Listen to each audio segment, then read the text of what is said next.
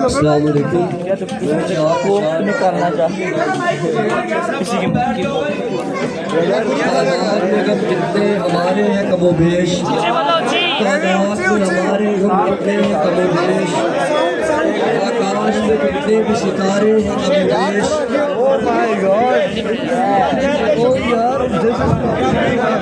जी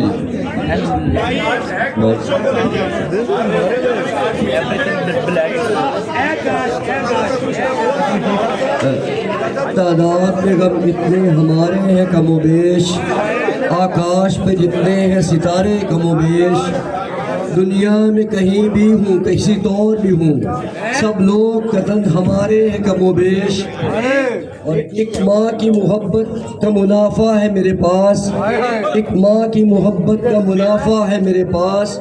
दुनिया में खसारे ही खसारे हैं कमोबेश।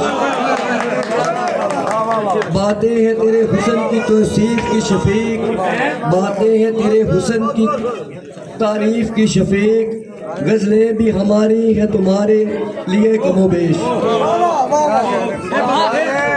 बहुत शुक्रिया मोहतरम शफीकुर रहमान साहब। इसके साथ हमारा उर्दू गज़ल का मुकाबला ख़त्म हुआ। पंजाबी गज़ल का हमारा आज के दिन का आखिरी मुकाबला जिसका तरह मिसरा था चुप मसलेदार।